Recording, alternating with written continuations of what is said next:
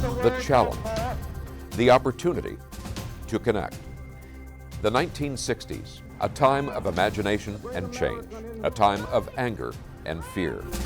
The 1960s, a program called Challenge. Good evening, ladies and gentlemen. Looked at our connections, our divisions, through the lens of faith. Nearly 60 years later, during these challenging times, we'll take a new look at our divisions, our connections, in a new program called Challenge 2.0. The Keystone XL Pipeline has been fast-tracked for construction by the White House. It would cross Native American reservations in both Montana and South Dakota. Tribes in those states argue it would violate their most basic treaty rights.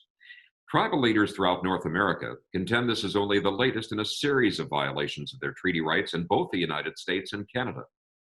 That's the focus then of this chapter of Challenge 2.0, Paper Promises. Well, we are very fortunate to have two wonderful guests with deep knowledge of these topics tonight. I'd first like to introduce Jay Julius, who is the former Lummi Nation tribal chairman. And Jay, thank you so much for joining us. We also have Terry Kylo, who's serving as Executive Director of Paths to Understanding, formerly Tracy Levine Center. And Terry has a great deal of interest in this topic as well. So I would say to both of you, thank you very much for joining us. And we have a great deal to talk about here. Jay, what I'd like to do is begin with you. What were your earliest memories of family? In particular, what stories do you remember, perhaps around the kitchen table or in other settings, of the 1855 treaty signing? Thank you, Jeff. Thanks for the opportunity to be here today. Man, I've got so many. Growing up in a home with my grandfather, who led Lummi Nation for many years, was a part of 11 leaders. But one memory that really stands out for myself in my 3 terms of leadership with Lummi Nation is the importance of the treaty and what the treaty really is to our people, and not to just us, but let's just say all citizens of Washington State. Lummi Nation is in Bellingham, Washington, or our elders will say Bellingham is in Lummi Nation's territory. That was probably the most significant conversations I was engaged with as a young kid, or heard my grandfather talking about the most, was really going into detail what the treaty is and the perception of the treaty from outside communities. And really it stemmed into a conversation of the school systems really failing to teach the true history of what a treaty is. Simple things like Article 6 of the United States Constitution specifically stating that a treaty with the United States is a supreme law, the supreme law of the land. So what does that mean? And my grandfather would always have these conversations with elders, with members of the community, within the home, and that really comes to mind for myself.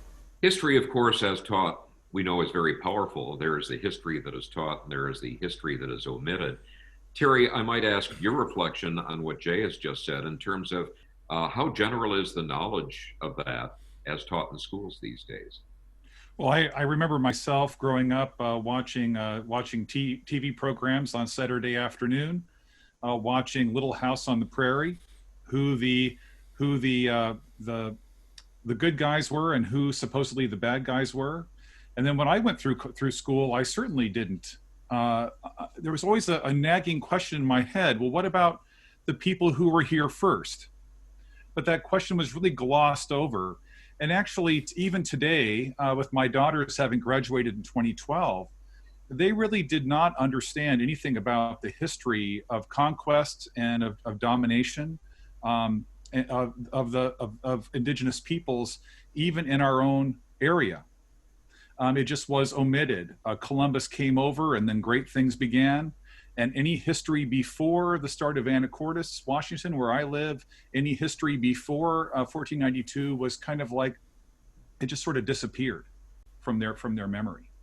Jay, as you talk and observe what is being taught in schools throughout Washington State, How many blank spots are there, and what needs to be done to address those blank spots?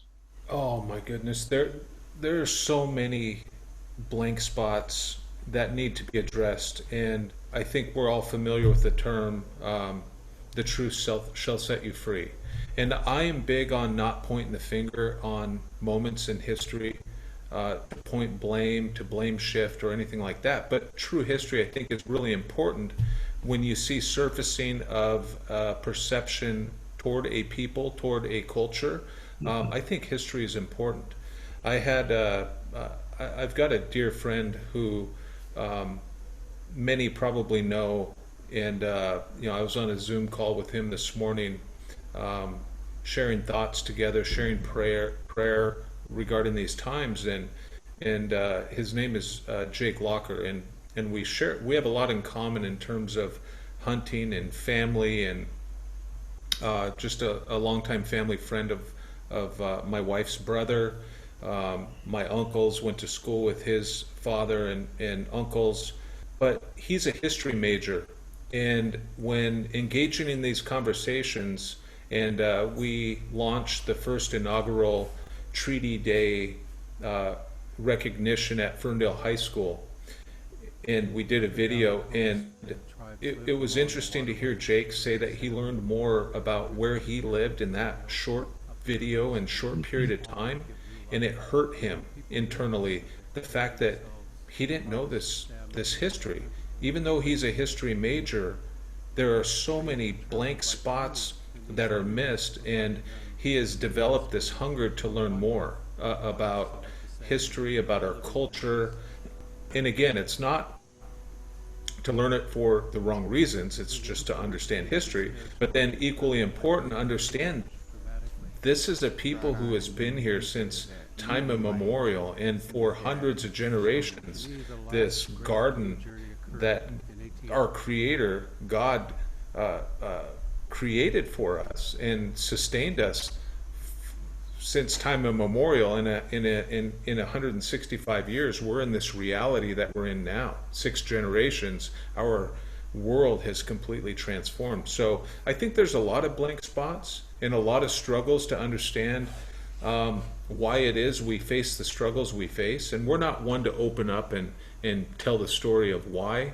I think it's important to, but the historical traumas of yesterday are still a reality that we live today. The struggles we face today, and the things that we combat today and we're trying to overcome, there's a history there that tells the story, and it's a deep history, but we're fighting to get through it.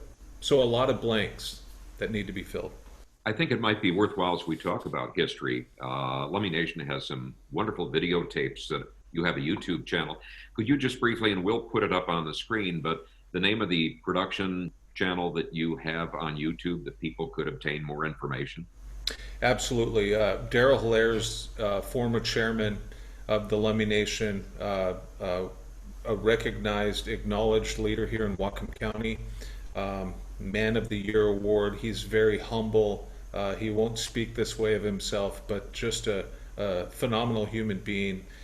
He founded a nonprofit company called Children of the Setting Sun Productions, and there's a great story behind that, which I will not go into. But we, during this time of a pandemic, during this time of uncertainty, this time of crisis, this time that is new to all of us here today, we had a conversation and thought, how can we bring positive thoughts and positive things going on in the world, bring hope during these times of crisis? Because if we turn on the news, all we see is scary things, and why not acknowledge the good? So One from the Heart was given birth from that, and we have been running it for a couple of months now, and it varies from last week we had educators on, we had a climate conversation. What is Mother Earth feeling right now? What is she saying? And one of the things that came to my heart was she's taken a deep breath, a sigh of relief, just for a short moment in time, from our chaos, from our busyness, from everything that takes place in the world. as we know it as our norm, there's a deep breath being taken by all of our givers of life. Something that's important to all of us, God's garden, this place we call home. As we talk about what existed before for members of Lummi Nation, other tribes in the Northwest around the United States, the process of signing the treaty in 1855 and adapting to the requirements must have been intensely stressful. What expectations, if you could tell us a little bit more about that, and also the expectations that your ancestors had as they signed that treaty, and then the reality that they discovered afterward? Those conversations at the breakfast table, lunch table, dinner table at my grandfather's home, I remember one so vividly when he pounded on the table and he said the first shackles that were the first, we envisioned shackles and prisoners, and we had 1 year to vacate our homes that we had since time immemorial. So from January 22nd, 1855 to January 22nd, 1856, we had to vacate all these longhouses that in places where our people, our ancestors were buried, the sand that our ancestors walked on forever. And he said, if you can imagine the canoes shackled together like a bunch of prisoners, heads down, and the pain that they must have felt, having to leave these places that connected them to history and to the earth and to who we were and our names, and then going to this little reservation. But then following that, why is the treaty so important, and how has it played out in the last 165 years? You can look at the court cases. You can look at the history, 1895 for us, in 1905 with the Alaska Packers. And early on, it wasn't about fish. It wasn't about salmon and heavy industry. It was about timber.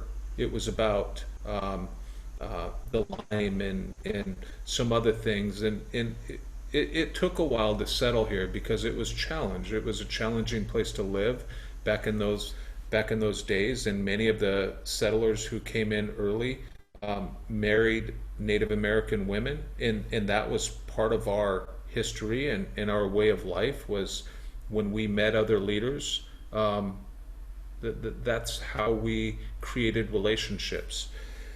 So there's a lot of history here that led up, but for us what was really important was health care. Obviously, when Governor Stevens signed this treaty on behalf of you, Jeff and Terry, and your ancestors entered into the treaty with this sovereign here for us, Lummi Nation, it was important to secure health care. It was important for Governor Stevens to include health care, education.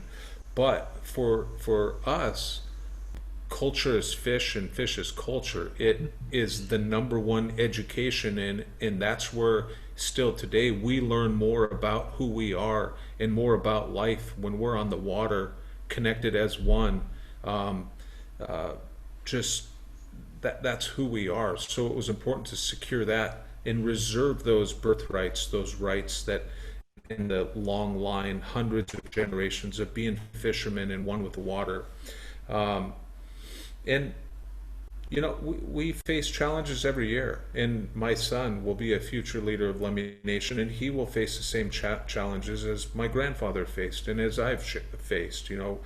One of the biggest fights that I was a part of with our tribal leadership that really taxed me physically, emotionally, and I slept it, I dreamt it. It just consumed me. Was the coal port proposal, where 52 million tons of coal would have been piled on my ancestors, an archaeological site that is registered as a cemetery through the state, but there was still that challenge in the federal process and in the state process to do what is necessary for economics, regardless of what was there. And I don't want to go into that too much. I'm sorry if I drift, but One of the conversations I had was with a pastor friend of mine. I wanted them to stand with us on moral ground. You know, if this were happening in Anacortes on a cemetery, and there was headstones and crosses that this coal was going to be dumped upon, there is no, that is not moral. It is not okay, right? So I asked them if they could stand with us and say, hey, just because there's no crosses and headstones doesn't take the significance of what is there and what is important to them and their culture and the history. And we couldn't get that. They didn't want divide, and that's okay. But those are some of the challenges we faced. Terry, as you hear Jay speak, and you hear how they reached out for support for community with various religious organizations, faith communities, how does that strike you? What's your reaction to that? Well, I think in many ways that goes right back to the to a long, deep history within Christianity, in which Jesus started off saying that when the disciples were saying who would be the greatest among them, he said, "It will not be so among you." Mm-hmm. The rulers of the Gentiles, and he was talking about the Roman Empire, lord it over them and are tyrants over them. In other words, that they were doing domination, using domination upon other people to get what they wanted economically. And Jesus said, "It will not be so among you." But by about the 4th century, the Emperor Constantine basically took over Christianity and made it to a large degree, not completely, not totally, but to in a very deep way, made Christianity a tool of empire.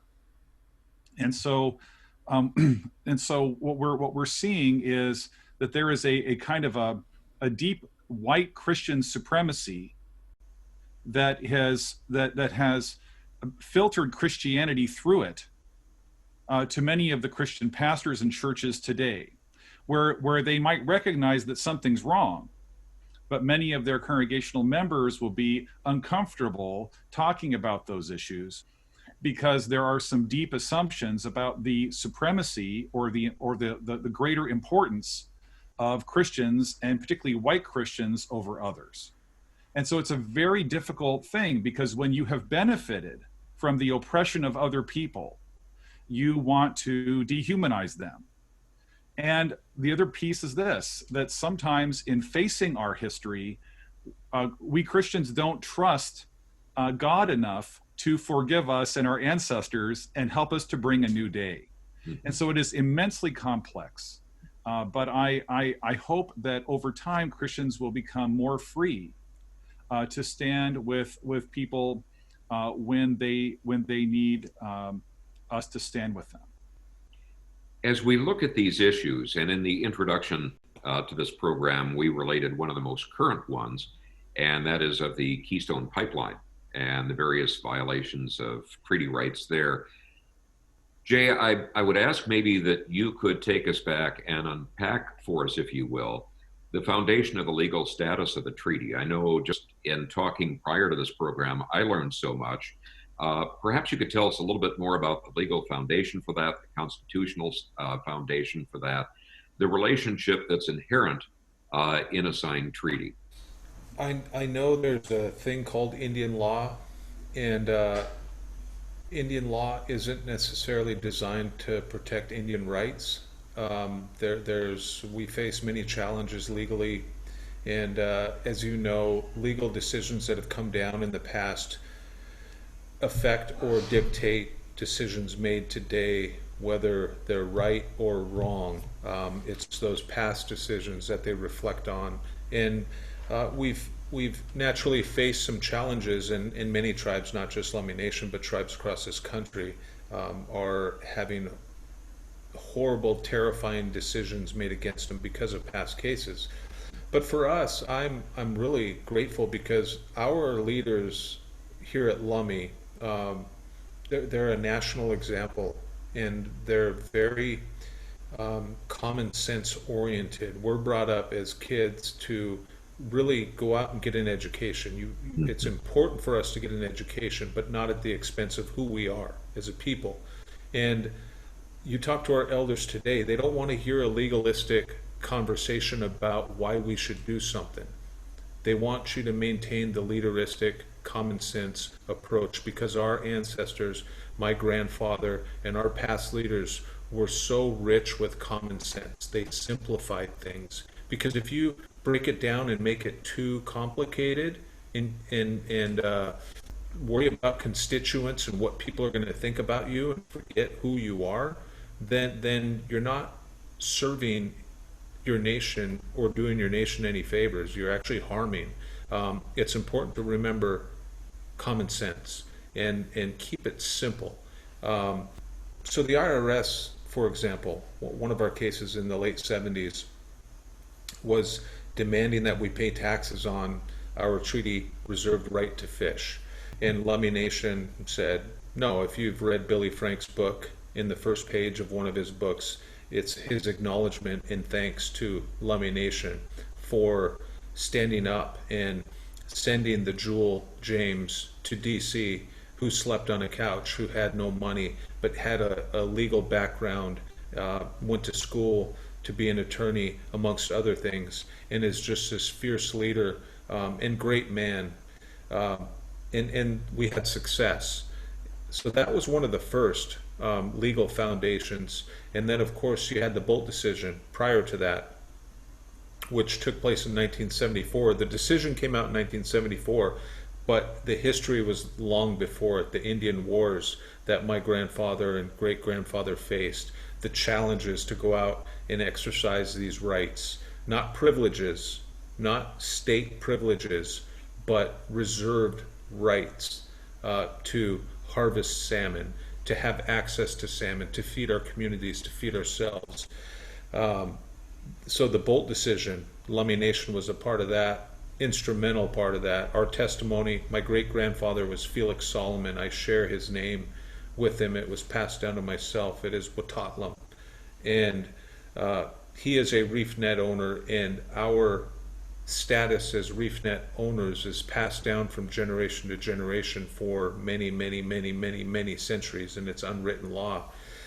So he was instrumental in the Bolt decision, and divers and experts going down to show that we weren't just telling stories, but the divers going down in 1971, and my great-grandfather sitting out there lining up the islands, and my great-grandfather saying, in the language, it's right here, well, you won't find one or two generations of reef nets here. You're going to find hundreds. And sure enough, they go down and take this picture, and still intact were the cedar ropes and the giant reef net anchors made from rocks, and just these mounds of them showing the history.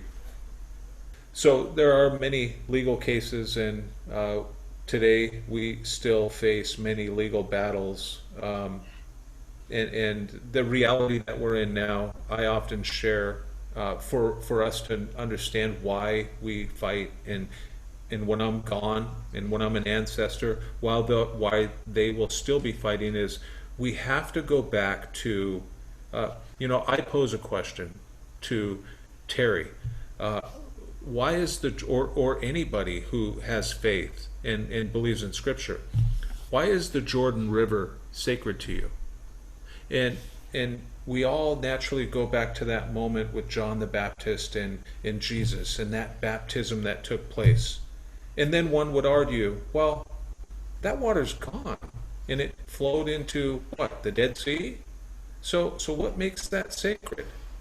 And it really puts it into perspective. And I say that with some humor, but really, we need to create empathy, not sympathy, not pity. But how do you create that empathy for the importance of that treaty? And for us, it's important to go back to pre-contact in life as we knew it forever. Yes, we're probably never going to get that way unless God, earth, a complete restoration takes place, because we fail to create restoration ourselves, and we continue to be blind to the fact that we are doing some serious damage to this place that we inhabit, and we only have one of them. So I believe restoration is going to take place either way, but for us, it's important to fight the good fight because we have future generations that we have a responsibility to the unborn to leave this place at least as we got it, but it should be better. So I think we're in a world right now that is normal for us, but it's not normal. It's not healthy. It's not okay. And we, you guys suffer, and you know people who have been taken from different things like cancer, addiction, alcoholism, whatever the case may be. I just, for us, we're time travelers, and it's important to go back in time because this once was just the purest place on earth, and where we are today, we can do better. And I'm hopeful, thankful to our leaders, whether I support their policies or not. I'm thankful for the sacrifice, and I maintain hope that we're going to do better. I think that's a wonderful place, and there was such richness of your description and of Terry's observations. There's no question there's a lot more material we'd like to explore. And so you both graciously agreed to do a second episode. And so we're going to pick up this conversation next week in our next edition of Challenge 2.0. And I would ask each of you that are watching or listening to join us again then. Thank you very much, and thank you, Jay and Terry.